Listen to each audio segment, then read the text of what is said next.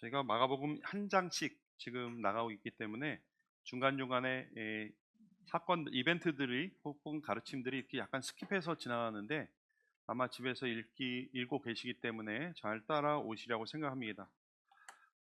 지난 주간에 예수님이 예루살렘 입성하셨습니다. 그리고 다시 이제 베단이라는 곳으로 나가셨다가 하루 주무시고 예루살렘으로 다시 이제 들어가시는 그런 상황 가운데 있었던 이야기입니다. 근데 배가 무척 고프셨어요. 저는 이 말씀 읽을 때마다 아이고 우리 만왕의 왕 우리 주님께서 이 땅에 계실 때 얼마나 배가 고프셨는가 이거를 또 한편 깊이 묵상을 한 적이 있습니다. 배가 고프셨는데 하필 그날은 이렇게 공개하는 사람이 없었어요. 그래서 예루살렘으로 막 들어오는데 멀리 보니까 잎사귀가 굉장히 무성한 무화과나무가 있는 거예요. 그래서 막 예수님이 달려가셔가지고 그 무화과나무의 열매를 따먹으려고 했는데 가보니까 잎은 무성했는데 무화과 열매가 없었습니다. 이는 무화과의 때가 아니었기 때문이다. 이렇게 말씀을 기록하고 있어요. 그러자 예수님은 그 나무를 저주하셨고 그 나무는 말라 죽었습니다. 약간 읽으면서 언밸런스가 느껴져요. 그렇죠? 무화과 나무의 때가 아닌데 예수님이 그걸 기대하고 왜 열매를 기대하고 가셨을까? 우리는 이 말씀을 잘 이해하려면 이스라엘의 무화과 나무의 때를 좀 알아야 됩니다. 중동 지방에서 본래 무화과 나무는요, 제철이 여름이에요. 여름 과일이에요. 그래서 여름부터 이제 가을까지가 제철인데, 근데 이 무화과 나무는 열매가 이렇게 숙성하기 전에 6월절쯤에 한 번 더 잎사귀와 함께 열매를 맺어요. 그것을 이제 히브리어로 바쿠라 혹은 파게 이렇게 얘기하면 약간 빠게 발음이 좀 거친데 빠게. 근데 이게 이제 헬라어와 라틴어와 이렇게 거치면 영어로 바뀔 때는 이제 피그라고 이렇게 됐는데 원래 이 발음 이제 빠게라고 합니다. 어린 무화과 나무예요.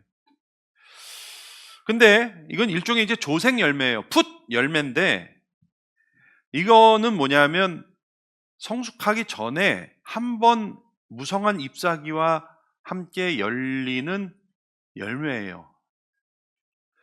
그래서 이 조색 열매의 별명이 무화과의 전령이다. 무화과 열매긴 한데 먹을만 하진 않아요. 이 단맛도 들어가지 않고 또 이게 이제 떨어져야 그 다음에 본격적인 무화과가 맺히게 됩니다. 근데 사람들이 잎이 무성하면 을에 그 안에 그런 무화과 열매가 있겠구나, 무화과가 있겠구나 이렇게 생각을 합니다. 이 벳바게라는 동네가 나오죠. 성경에 보면 이게 벳은 이제 마을이라는 뜻이고 바게는 이제 빠게, 즉 어린 무화과의 마을이다 이렇게 뜻을 가지고 있습니다. 그런데 이 빠게는요 당도가 떨어져요. 그리고 이거 사실은 상품으로서 가치는 없어요. 그래서 저절로 떨어지도록 놔두거나 나중에 이걸 다 쳐내야 됩니다. 다만 이것도 조금 먹을 수는 있어요. 그렇기 때문에 주로 여행객들이나 가난한 사람들이 그때 그것을 갖다 먹었습니다. 그러니까 주인에게는 별 가치는 없었지만 사막을 여행하거나 가난한 사람들에게는 훌륭한 이렇게 먹을 것이 되는 그런 열매죠. 자, 그리고 이제 여름이 시작되면 무성한 잎사귀와 함께 빠개가 떨어지면서 혹은 떨어져야 그 다음에 이 본격적인 무화과에 처리되는데 이 무화과는 이제 히브리어로 테이나라고 합니다. 그래서 베다니라는 말도 테이나, 베다니아가 다 여기서 나온 말입니다. 무화과의 마을이다. 참고로 이 벳바게와 베다니는 한 동네예요. 그래서 그 일대가 다 무화과의 동네예요. 이러한 것을 배경으로 오늘 말씀 다시 한번 읽어봅시다. 보면은요, 멀리서 잎사귀가 무성한 한 무화과 나무를 보시고 예수님이 태의 나이 때는 아니었기에 빠개가 있을까 하여 가셨는데 잎사귀만 무성하고 아무것도 없더라. 이렇게 읽으시면 됩니다. 그래서 예수님은 성숙한 열매의 철은 아니더라도 잎이 무성한 관계로 빠개는 있을 줄 알았는데 거기 가보니까 잎만 무성하고 빠개가 없었다. 이런 말씀이죠. 근데 중요한 건 이 사건의 의미입니다. 어찌됐든 간에 본문에서 말하고자 하는 것은, 예수님이 가르치시고자 하는 것은 우리가 전통적으로 알고 있는 것과 똑같습니다. 열매 맺지 못한 무성한 무화과 나무. 열매가 없으면서도 잎이 무성해가지고 열매가 있는 듯한, 요즘 애들 말로 페이크다 이거죠. 위선적이고 표리부동한 이스라엘의 모습을 지적하고 계시는 것입니다. 잎이 무성한, 그러나 열매 없는 무화과 나무라고 하는 이런 시각적인 교육을 통해서 예수님은 이스라엘의 모습을 보여주시고 계시는 것입니다. 그러면 예수님은 구체적으로 이스라엘의 어떤 모습 때문에 너희가 열매 없는 무화과 나무와 같다라고 말씀하셨을까요? 복음서마다 약간 포인트가 다 조금씩 다릅니다만은 마가는 이것을 기도와 연결시키고 있습니다. 거두절미하고 말씀드리면 예수님이 마가복음에서 강조하고 있는 건 기도예요. 그래서 오늘 읽은 본문 중간에 성전 이야기가 나오면서 예수님이 뭐라고 말씀하시면 이 성전은 만민이 기도하는 집이다. 이 기도를 굉장히 강조하세요. 그리고 20절 이후에도 보면은 기도에 대해서 계속해서 말씀하세요. 그래서 이 마가복음에서는 예수님이 열매 없는 무화과 나무를 말씀하시면서 기도와 연관시키고 계십니다.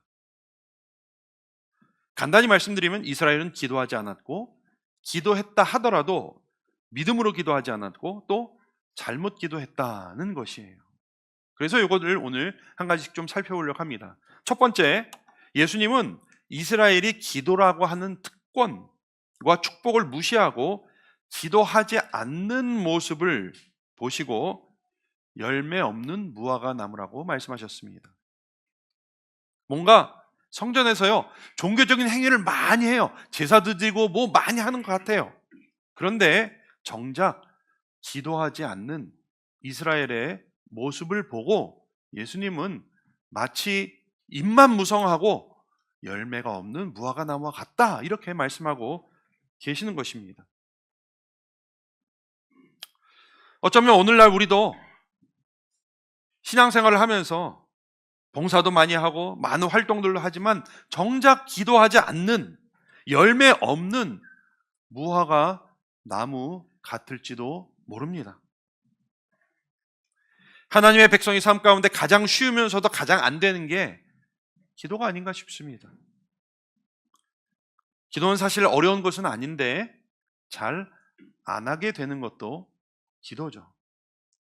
어떤 통계에 의하면 기독교인이나 비기독교인이나 기도하는 시간이 비슷하다 그래요.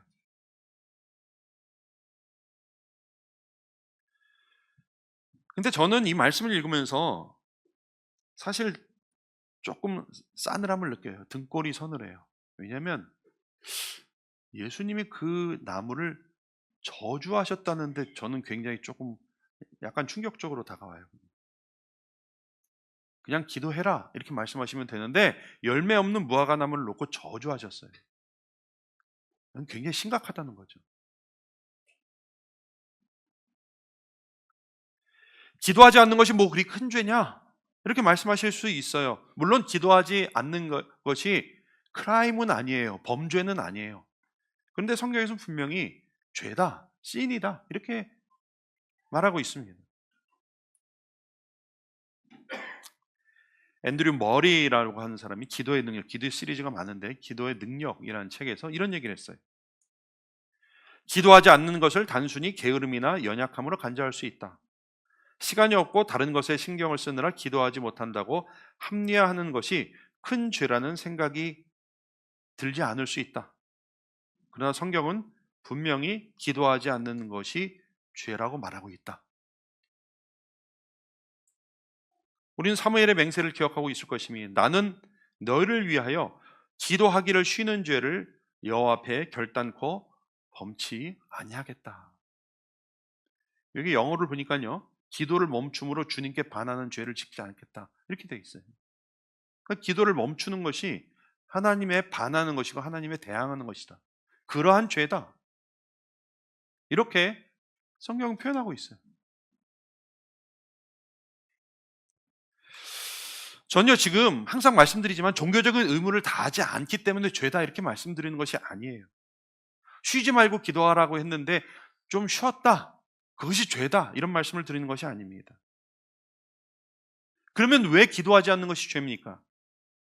기도하지 않는 것이 죄인 이유는 그 이유에 사실 답이 있어요. 사람들이 왜 기도하지 않습니까? 왜 기도하네요? 바빠서, 게을러서, 깜빡해서? 그러나 사실 기도하지 않는 이유는 딱 하나죠. 교만함 때문에. 기도하지 않고도 충분히 내가 잘 살아나갈 수 있다라고 하는 그런 생각 때문에 기도 안 하는 것이죠. 만약에 여러분 기도 안 하면 내가 말라 죽는다 라고 하면은 기도 안 하겠어요? 그러나 우리 안에 있는 아니란 생각과 그것은 결국 하나님을 의지하지 않아도, 하나님께 기도하지 않아도 내가 대충 그래도 살아나갈 수 있다라고 하는 자만심, 교만 때문에 그러는 것이죠. 기도는 하나님이 주신 은혜로운 도구죠. 하나님과 직접적으로 교통할 수 있는. 그러나 그것을 마다하는 것은 하나님이 주신 은혜를 거부하는 것이죠. 은혜 없이도 자기 힘으로 잘 살 수 있다고 하는 것이죠. 하나님을 의지하지 않아도 잘 살아나갈 수 있다고 하는 것의 표현이 기도 안 하는 거죠. 그러므로 기도하지 않는 것은 그냥 연약하고 게으른 그것이 아니라 영적인 교만이고 하나님의 은혜를 거부하는 것이고 하나님께 반하는 것입니다. 이것이 아담과 하와가 선악과를 따먹었던 이유와 똑같은 것이죠. 아담과 하와가 왜 그 따먹지 말라고 한 그 열매를 따먹어서 죄가 아니에요. 하나님처럼 되려고 하고 자신들의 인생을 자신의 것으로 알고 하나님 없이 자신이 충분히 지혜롭게 살 수 있다고 생각했기 때문에 선악과를 따먹었고 그것이 죄의 근원이었던 거지. 우리가 기도하지 않는 것은 이만한 죄라는 것이. 기도하지 않는 것은 하나님 말고 나 자신 혹은 다른 것을 의지하고 그렇게 충분히 잘 살 수 있다는 자신감의, 아니 자만심의, 교만의 표현이죠. 게다가 기도하지 않는 것도 죄지만요, 그 기도하지 않음으로 말미암아 다른 죄가 또 유발이 돼요.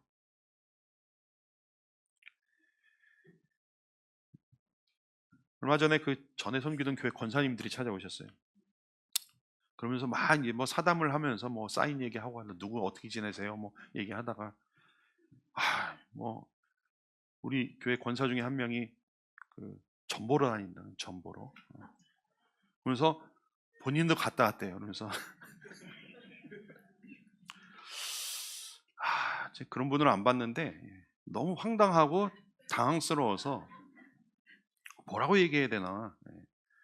그 왜 보러 다닙니까? 그러니까 뭐 그 교회가 전부 다 본다는 얘기는 아니에요. 그 중에 일부 몰지각한 권사님들이. 예. 왜 보러 다니세요? 그랬더니 답답하니까 보러 다니면 답답해가지고. 그래서 제가 장난스럽게 물어봐요. 그래서 전 보니까 좀 맞아요? 딱 그랬더니 어떤 것은 맞기도 하는데 어떤 것은 안 맞는다는 것이에요. 아니 그럼 또 왜 가냐 그랬더니 불안하고 답답해서 그거라도 해야 되겠다고 간다는 거예요. 어떻게 생각하세요? 저희 교회는 그런 분 안 계실 줄로 믿습니다. 예, 네. 그렇게 불안하고 답답하면 뭐 해야 돼요? 기도해야 돼요. 우리 기도라고 하는 그 은혜로운 특권을 허락하셨는데, 기도라고 하는 축복을 주셨는데, 만왕의 왕을 통해서 하나님과 직통 전화를 주셨는데, 답답하다고 불안하다고 자꾸 다른 데 찾아다니는 그것. 근데 사실 우리가 웃을 일이 아니에요. 가만히 돌아보면 우리가 점집은 안 가도 다른 것 의지하고 하나님 말고 다른 것으로 내가 충분히 살 수 있다고 생각하는 비슷한 모양들이 우리 가운데 있습니다.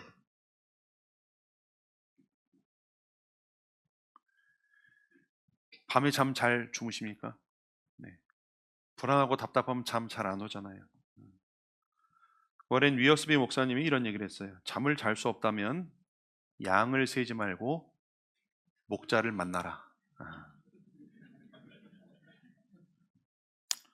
걱정과 근심으로 번민으로 잠 못 이루는 밤에 억지로 자려고 하지 말고 기도하라는 거죠. 네. 기도하다 잠드셔도 돼요. 네. 그거 가지고 죄라고 하지 않습니다. 안 하는 게 죄죠. 기도하시길 주님의 이름으로 축원합니다. 부르짖어야 돼요. 하나님이 우리에게 주신 은혜의 통로를 우리는 거부하거나 가볍게 여기면 안 됩니다. 혹 낭망하신 분, 기도를 멈추신 분, 기도를 소홀히 하신 분이 계시면 이 시간 다시 기도하시길 결심하시길 주님의 이름으로 축원합니다. 기도로 우리 믿음의 열매를 거두시길 바랍니다. 둘째로 예수님은 이스라엘의 믿음 없음을 보고 기도를 해도 기도를 하는 것 같은데 기도를 안 하는 사람도 있었지만 기도를 하는 사람도 있었어요. 그러나 기도를 해도 믿음 없이 기도하는 모습을 보시고 열매가 없다 이렇게 지적하셨습니다. 오늘 예수님은 이스라엘의 믿음 없음을 지적하고 계시잖아요. 종교 행위를 따서 성전에서 기도 행위는 많이 했어요. 기도하는 행동은 많이 했어요. 그러나 결정적으로 믿음 없이 기도하고 있는 이스라엘의 모습을 지적하시는 것이다 하는 것입니다. 물론 믿음이 뭐냐? 우리가 잘 생각해 봐야 되죠. 믿음으로 기도하는 것이 무엇이냐? 내가 간절히 바라는 것을 이루어 주는 것, 이것이 믿음으로 기도하는 것일까? 소원 성취, 이것이 믿음으로 기도하는 것일까요? 어떠세요? 2014년도에 상영된, 우리나라는 아마 상영 안 됐던 것 같아요. 프랭크 대 신이라는 영화가 하나 있어요. 대충 줄거리가 뭐냐면 갑자기 이 토네이도가 와가지고 집과 강아지를 잃게 된 주인공이 열받아서 신을 법정에 고소하는, 법정에 세우는 그런 에피소드를 그리고 있어요. 그래서 하나님이 살아계신다면, 신이 살아있다면 왜 이런 고통이 일어나는가 하면서 거기에 대해서 하나님을 법정에 세워요. 물론 이제 영화죠.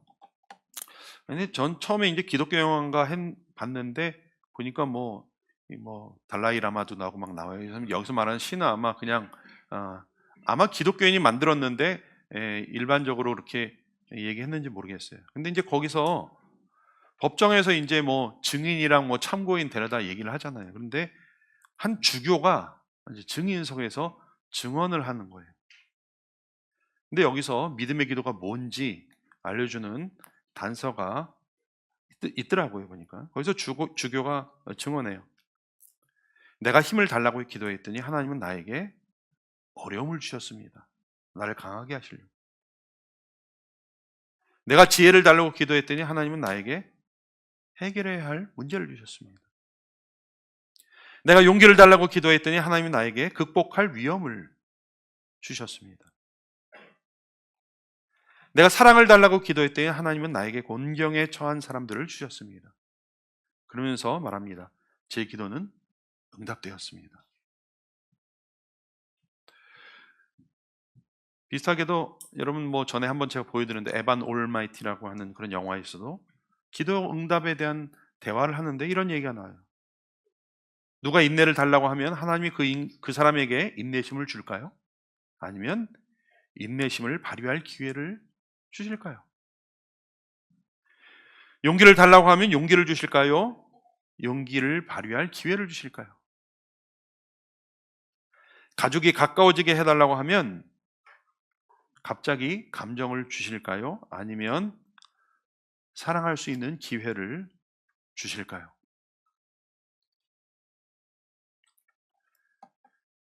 그러니까 믿음의 기도란 이런 거죠.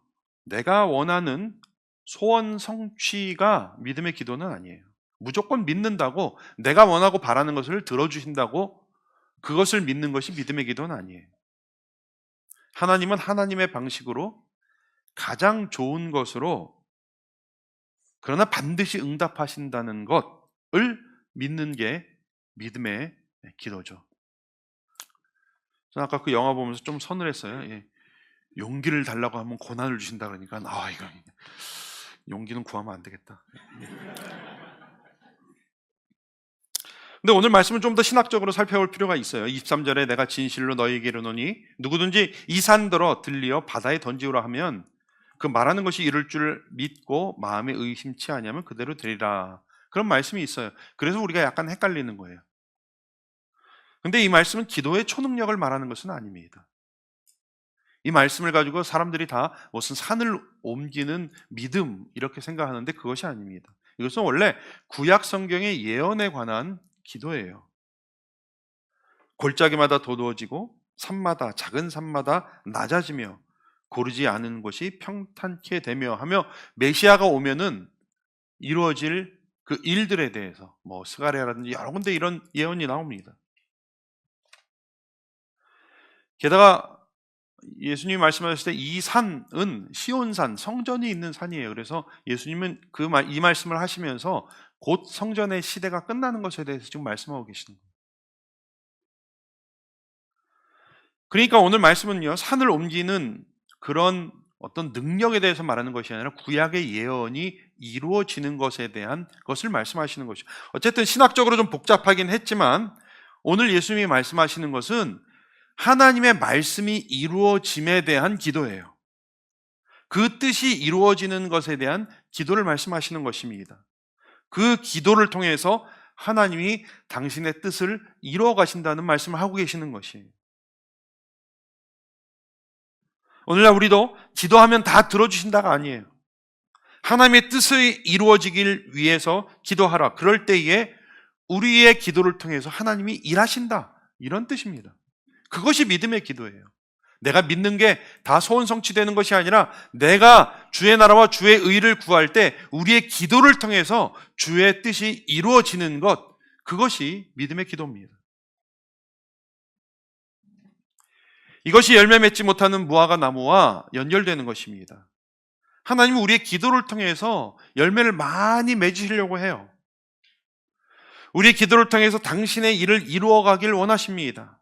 그러나 우리 기도가 받을 복만 구하고 있고 나를 위해서 기도하고 있다면 그것은 입만 무성한 나무가 되는 것이에요. 1시간, 2시간 앉아서 기도해도 정작 주의 말씀이 이루어지는 통로가 아니라 종교적인 열심뿐이라면 그것은 잎사귀만 무성한 무화과 나무와 같다고 말씀하시는 것입니다. 우리의 기도는 하나님의 뜻을 이루게 하는 도구가 되어야 할 줄로 믿습니다. 기도는 하나님의 그 역사를 이루어가는 통로가 되어야 돼요. 이런 기도는 하나라도 탑대의 땅에 떨어지지 않고 그 기도를 통해서 많은 열매를 맺게 되는 것입니다. 이런 기도의 능력을 경험하시는 저와 여러분들 되시기를 주님의 이름으로 축원합니다. 마지막으로 예수님은 열매 없는 무화과 나무 그 액션을 통해서 이스라엘에 용서하지 못하면서 기도하는 것에 대해서 지적하고 계시는 것입니다. 용서하지 못하면서 용서를 구하는, 그래서 기도를 많이 하는 것 같지만 실제적으로는 기도하는 게 아니다 이렇게 말씀하고 계시는 것입니다. 오늘 25절 말씀이니까 같이 한번 읽어봅시다. 시작. 서서 기도할 때에 아무에게나 혐의가 있거든 용서하라. 그리하여야 하늘에 계신 네, 우리가 용서해야 용서해 준다고 조건처럼 말씀하고 계세요. 예수님은요, 기도한다 한들 종교적인 형식에 매여서 자신을 위해서 기도하지만 정작 자신은 용서하지 않고 그렇게 기도하는 이스라엘의 모습을 지적하고 계시는 것입니다. 자신이 은혜 받기 위해서는 기도하지만 다른 사람의 은혜에 대해서는 기도하지 않았던 그 모습을 우리 주님은 말씀하시는 것입니다. 용서는 쉽지 않죠. 용서는 또 화해랑도 좀 달라요. 화해는 쌍방인데 용서는 일방적이에요. 상대방이 어떻든 내가 보복하고자 하는 마음을 내려놓는 것입니다. 그리고 그 영혼을 위해서 기도할 수 있는 것, 이것이 용서입니다. 앞서 하나님의 뜻이 이루어지는 것에 대한 기도가 원리라면 실천과 적용은 용서하는 기도, 이거라고 이렇게 말씀할 수가 있어요. 드릴 수가 있습니다. 그런데 이런 실천이 없는, 적용이 없는 기도는 열매 없는 거다, 이렇게 말씀하시는 거죠. 어쩌면 우리 기도의 능력이 없는 것은 용서하지 않기 때문이기도 할 것입니다. 분위기가 숙연해지고 있어요. 쉽지 않죠. 말처럼 쉽지 않아요. C.S. 루이스가 무슨 얘기를 했냐면 기독교 덕목 중에서 가장 인기 없는 것이 순결이다. 그런데 더 인기 없는 덕목은 용서일 것이다. 용서는 끔찍한 의무다. 이런 얘기를 했어요. 쉽지 않죠. 근데 그런 우리의 마음과 달리 성경은 조금의 여지도 없어요. 다른 사람을 용서해야 내가 너희를 용서할 것이다 라고 말씀하십니다. 다른 조건이 없어요. 내가 용서하지 않으면 나도 용서받지 못하는 것이다. 따라서 용서 없는 기도는 기만하는, 속이는 기도다, 이렇게 말씀하고 있어요.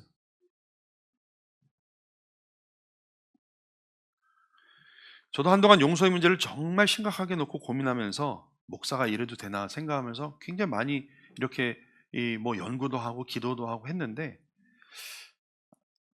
답은 없어요. 답은.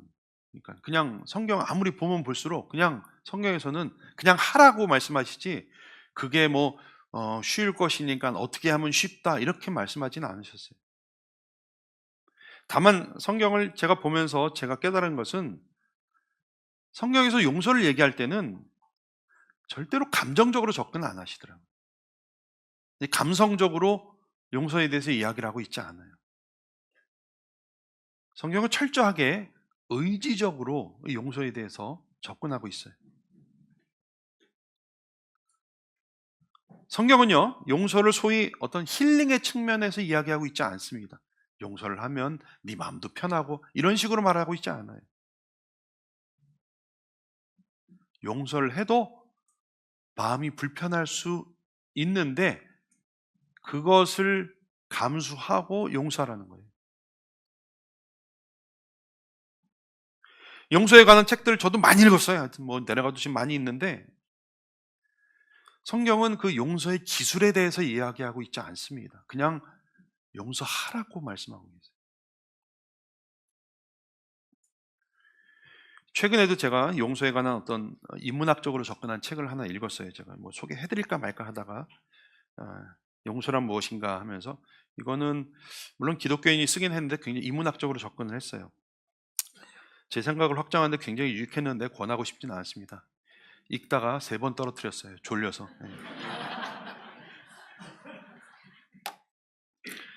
근데 저자가 영국 사람인데 그런 식으로 해요. 보면. 근데 집요하게 용서함으로 얻는 유익의 차원에서 용서를 다루면 우린 실패한다는 거예요. 그러니까 용서하면은 힐링이 되고 세상이 치유가 되고 이런 식으로 접근하면은 용서는 실패한다는 거예요. 결론은 이 사람은 그러니까 이거 기독교인으로 대상으로 한 책은 아니었기 때문에 결론은 인류애라고 얘기하는데 저는 이것을 기독교적으로 바꿔서 모든 사람이 죄인이라는 사실에서 출발해야 된다라고 말합니다. 이 사람은 이런 말을 하진 않았지만 결국은 이 사람은 기독교인이었기 때문에 그렇게 말하는 것이, 모든 인류가 다 죄인이라고 하는 사실에서 용서는 출발해야 된다. 뭐 약간 도움은 됐어요. 그러나 중요한 건 우리의 마음인 것 같아요. 우리의 의지인 것 같아요. 성경에서는 용서를 말할 때 그냥 이렇게 하라고 말씀하셨지 어떤 기술을 가르쳐 주지는 않으셨어요. 하나님도 우리를 용서했으니 너희도 용서해야 된다. 그냥 이렇게 아주 심플하게 말씀하셨습니다. 물론 구약에 보면 시편 같은 데 보면은 분노의 시들 많이 있어요. 마음의 분노를 표현하기도 하고, 저 원수들, 그냥 뭐 욕만 안 갖다 붙였지 정말 아주 거칠게 하는 그런 시편도 있습니다. 근데 거기까지, 그 다음에 읽어보면 악으로 갚을 것을 포기하고 모든 처분을 하나님께 맡기는 것으로 대부분 맞춰요. 그래서 제가 시편을 쭉 보면서 이거는 용서는 내가 분노하는 거랑 조금 분리해야 되는 거구나, 좀 이런 생각을 해봤어요. 뭐 그런, 아까 그 책에서도 그런 얘기를 해요. 네. 물론 3번 떨어뜨리긴 했지만 굉장히 유익했습니다. 근데 거기서는 이렇게 약간 분노의 감정, 이 감정과 이게 무슨 뭐 카타르시스 이런 것과 분리를 해야 된다, 용서를. 그러니까 여전히 분노할 수 있어요. 다만 내가 보복하고자 하는 의지를 내려놓는 것이 출발선이에요. 그리고 그 결과를 하나님께 맡기는 것, 이것이 용서의 가장 낮은 단계, 출발입니다. 결국 제가 현재까지 내린 결론은, 나중에 바뀔 수도 있어요. 근데 현재까지 내린 결론은 용서는 의지의 문제 같아요. 마치 아침에 일어나기 싫어도 일어나듯이, 밥 먹기 싫어도 먹어야 하듯이, 아파도 출근해야 하듯이, 사랑할 수 없는데도 용서해야 되는 거죠. 저는 용서를 이런 측면에서 생각해 봤습니다. 용서는 명령이며 우리 마음의 의지의 측면이 있다는 것이. 그러니까 여러분, 막 그 사람에 대한 증오가 막 끌어올라도 용서하실 수 있어요. 이게 기도하실 수 있어요. 내가 복수하지 않고 하나님께 모든 처분을 맡깁니다. 이렇게 기도할 수는 있는 것 같아요. 자, 다시 열매 맺지 못한 무화과나무로 돌아가 봅시다. 예수님은 이스라엘이 용서하지도 못하면서 자신을 위해서 기도하는 것에 대해서 지적하고 있습니다. 용서하지 못하면서도 은혜를 구하는, 그래서 기도를 많이 하는 것 같지만 정말 핵심을 빠뜨린, 실제적으로는 기도하지 않는 것과 같은 모습을 지적하고 계시는 것입니다. 자, 우리의 기도는 어떻습니까? 우리는 얼마나 용서의 기도를 하고 있습니까? 용서하고 있기는 합니까? 우리는 잎사귀만 무성한 열매 없는 무화과 나무입니까? 아니면은 열매 맺는 무화과 나무입니까? 오늘 3가지 살펴봤습니다. 예수님은 열매 없는 것이 무엇이냐? 종교 활동은 많이 하지만 정작 기도하지 않는, 또 기도는 하는 것 같은데 주의 뜻대로 기도하지 않는 것, 또 용서하지 않고 자신만의 은혜를 위해서 기도하는 것. 원리는 같습니다. 우리 삶에서 기적과 같은 열매는 어디서 어떻게 맺어지는 것일까요? 하나님의 뜻이 나의 기도를 통해 이루어지는 것, 나의 삶을 통해 하나님의 뜻이 이루어지는 것, 이것이 우리 삶의 기적과 같은 열매가 아닐까요? 쉬지 말고 기도하시고, 기도하시되 주의 뜻이 이루어지도록 기도하시고, 특별히 용서함으로 그런 우리의 기도와 삶을 통해서 하나님의 뜻이 이루어지는 그런 기적적인 삶을 살아가시는 저와 여러분들 되시기를 주님의 이름으로 축원합니다. 기도드리겠습니다. 하나님, 오늘 말씀 쉽게 시작해서 어렵게 끝났습니다. 그냥 기도만 하면 되는 줄 알았는데, 기도하는 것도 중요하지만 주의 뜻을 위해서 기도하고 무엇보다도 용서하는 기도를 하라고 이렇게 저희들에게 말씀해 주셨습니다. 정말 심각하게 우리 주님이 이러한 열매를 맺지 못할 때 저주하셨던 그 무화과 나무를 생각해 봅니다.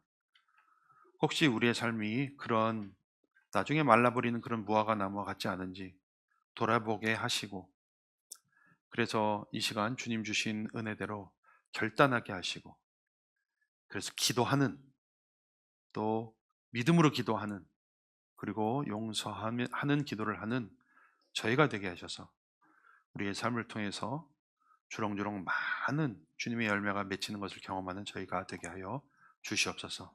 예수님의 이름으로 기도드리옵나이다. 아멘.